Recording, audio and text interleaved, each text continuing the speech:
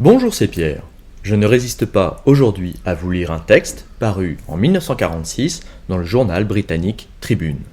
J'ai moi-même découvert ce texte, originellement écrit par George Orwell, sur le site d'Olivier Berruyer, Les Crises, en 2017. Je me permets de vous lire ce modeste texte printanier en espérant vous réchauffer un peu en ce début d'hiver. Quelques réflexions sur le crapaud ordinaire. Précédant l'hirondelle, précédant la jonquille, et peu après le perce-neige, le crapaud ordinaire salue l'arrivée du printemps à sa manière. Il s'extrait d'un trou dans le sol, où il est resté enterré depuis l'automne précédent, puis rampe aussi vite que possible vers le point d'eau le plus proche. Quelque chose, comme un frémissement dans la terre, ou peut-être simplement une hausse de température de quelques degrés, lui a signalé qu'il était temps de se réveiller. Il semble cependant que quelques crapauds manquent de temps à autre le réveil et sautent une année. Du moins, plus d'une fois, au beau milieu de l'été, il m'est arrivé d'en déterrer, bien vivant et visiblement en bonne forme. À ce moment-là, après son long jeûne, le crapaud prend une allure fort spirituelle, tout comme l'un de ces sobres anglo-catholiques vers la fin du carême. Ses mouvements sont lents, mais résolus, son corps est amaigri et, par comparaison, ses yeux semblent anormalement grands.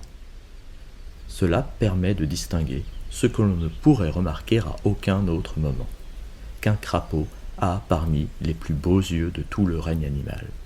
Ils sont comme de l'or, ou plus précisément comme ces pierres dorées semi-précieuses que l'on voit parfois orner les chevalières et que l'on nomme, me semble-t-il, le chrysobéryl. Durant les quelques jours qui suivent son retour à l'eau, le crapaud s'attelle à reprendre des forces en mangeant de petits insectes. À présent, le voilà regonflé à sa taille normale et il entre dans une phase d'intense sensualité. Tout ce qu'il sait, du moins s'il s'agit d'un crapaud mâle, c'est qu'il veut serrer quelque chose entre ses bras. Tendez-lui un bâton ou même votre doigt. Il s'y accrochera avec une force surprenante et mettra un long moment à découvrir qu'il ne s'agit pas d'une femelle crapaud. On rencontre fréquemment des amas informes de 10 ou 20 crapauds roulant indéfiniment dans l'eau, agrippés les uns aux autres sans distinction de sexe. Puis, progressivement, ils se répartissent en couples, le mâle assis suivant l'usage sur le dos de la femelle. Vous pouvez désormais distinguer les mâles des femelles, car le mâle est plus petit, plus sombre, perché sur le dessus et ses bras enlacent fermement le cou de la femelle. Après un jour ou deux, la ponte est déposée en de longs cordons qui s'enroulent dans les roseaux et deviennent bientôt invisibles. Quelques semaines encore, et l'eau grouille d'une multitude de minuscules têtards qui grossissent rapidement. Puis, ils déploient leurs pattes arrière, puis leurs pattes avant et perdent leur queue. Finalement, vers le milieu de l'été, la nouvelle génération de crapauds, plus petits que l'ongle de votre pouce, mais parfaits dans le moindre détail, rampe hors de l'eau pour recommencer la partie. Si j'évoque ici le frais des crapauds, c'est parce qu'il s'agit d'un des phénomènes printaniers auxquels je suis le plus profondément sensible, et parce que le crapaud, contrairement à l'alouette et à la prime-vert, a rarement reçu la faveur des poètes. Mais je sais bien que beaucoup n'apprécient pas les reptiles ou les amphibiens, et je ne soutiens pas que, pour savourer le printemps, vous devriez avoir un quelconque intérêt pour les crapauds. Il y a aussi le crocus, la grive, le coucou, le prunelier, etc. L'essentiel étant que les plaisirs du printemps s'offrent à tous et ne coûtent rien.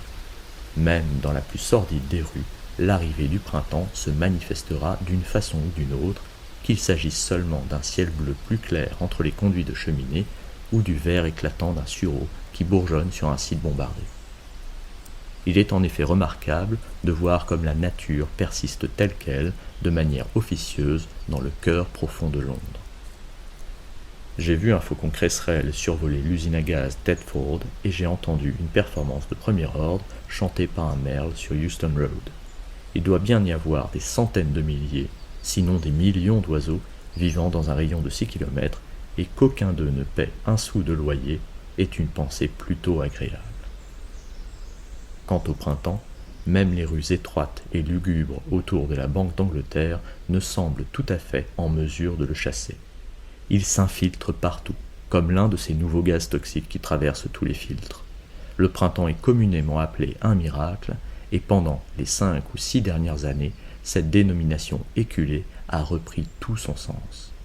À la suite du genre d'hiver que nous avons dû subir récemment, le printemps semble tout à fait miraculeux, tant il était devenu de plus en plus difficile de croire qu'il reviendrait un jour. Chaque mois de février depuis 1940, je me suis pris à penser que, cette fois, l'hiver allait s'installer définitivement. Mais Perséphone, comme les crapauds, renaît toujours à peu près au même moment. Soudain, vers la fin mars, le miracle se produit et le taudis en décomposition où je vis se trouve transfiguré. Dans le square, les troènes couverts de suie ont viré au vert éclatant, le feuillage des châtaigniers s'épaissit, les jonquilles éclosent, les giroflées bourgeonnent, l'habit du policier semble tout à fait agréable avec ses nuances de bleu, le poissonnier accueille ses clients avec un sourire et même les moineaux ont une couleur tout à fait différente puisqu'ils ont senti la douceur de l'air et retrouvent le courage de prendre un bain, leur premier depuis septembre. Est-il indécent d'apprécier le printemps et autres changements de saison ?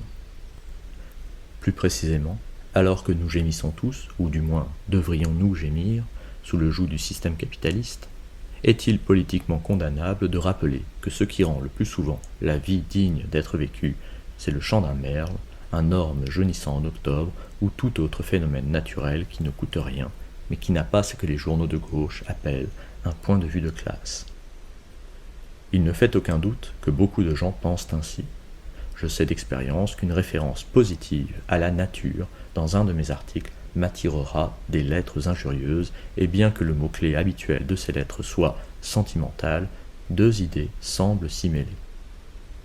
La première est que tout le plaisir pris dans le processus même de la vie encourage une sorte de quiétisme politique. Les gens, a-t-on coutume de croire, devraient être mécontents, et il est de notre devoir de multiplier nos besoins et non de simplement accroître le plaisir que nous tirons de ce dont nous disposons déjà. L'autre idée est que nous nous trouvons à l'âge des machines et que ne pas aimer la machine, ou même vouloir limiter sa domination, est une attitude rétrograde, réactionnaire et légèrement ridicule. Ce point de vue est souvent défendu en affirmant que l'amour de la nature est une faiblesse de citadins qui n'ont aucune idée de ce à quoi ressemble réellement la nature. Ceux qui ont vraiment affaire à la terre, croit-on, n'aiment pas la terre et n'ont pas le moindre intérêt pour les oiseaux ou les fleurs, si ce n'est dans une perspective strictement utilitaire. Pour aimer la campagne, il faut vivre à la ville en s'offrant simplement, à l'occasion, un week-end en balade à la belle saison. Cette dernière idée est manifestement fausse. En atteste par exemple la littérature médiévale, ballades populaires comprises, qui regorge d'un enthousiasme presque géorgien pour la nature. L'art des peuples agricoles également, tels que les peuples chinois ou japonais, tourne toujours autour des arbres, des oiseaux, des fleurs, des rivières, des montagnes. L'autre idée, quant à elle, me semble fausse d'une manière plus subtile. Certes, nous devons être mécontents et ne pas nous satisfaire du moindre mal. Et pourtant, si nous étouffons tout le plaisir que nous procure le processus même de la vie, quel type d'avenir nous préparons-nous ? Si un homme ne peut prendre plaisir au retour du printemps, pourquoi devrait-il être heureux dans une utopie qui circonscrit le travail ? Que fera-t-il du temps de loisir que lui accordera la machine ? J'ai toujours soupçonné que si nos problèmes économiques et politiques se trouvent un jour résolus pour de bon, la vie sera alors devenue plus simple et non plus complexe, et que le genre de plaisir que l'on prend à trouver la première primevère dépasserait de loin celui de manger une glace au son d'un jukebox. Je pense qu'en préservant son amour d'enfance pour des choses telles que les arbres, les poissons, les papillons et, pour revenir à mon premier exemple, les crapauds, un individu rend un peu plus probable un avenir pacifique et décent, et qu'en prêchant la doctrine suivant laquelle rien ne mérite d'être admiré sinon l'acier et le béton, il rend simplement un peu plus certain que les humains n'auront d'autre débouché à leur trop-plein d'énergie que dans la haine et le culte du chef. Quoi qu'il en soit, le printemps est là, même au centre de Londres, et ils ne peuvent vous empêcher d'en jouir. Voilà bien une réflexion satisfaisante. Combien de fois suis-je resté à regarder l'accouplement des crapauds, ou de lièvres se livrant à un combat de boxe dans les pousses de maïs en pensant à tous ces personnages haut placés qui m'empêcheraient d'en profiter s'ils le pouvaient. Mais heureusement, ils en sont incapables. Tant que vous n'êtes pas vraiment malade, affamé, terrorisé, emmuré dans une prison ou dans un camp de vacances, le printemps demeure le printemps. Les bombes atomiques s'amassent dans les usines, les policiers rôdent à travers les villes, les haut-parleurs déversent des flots de mensonges, mais la Terre tourne encore autour du Soleil, et ni les dictateurs, ni les bureaucrates, bien qu'ils désapprouvent profondément cela, n'ont aucun pouvoir d'y mettre un terme.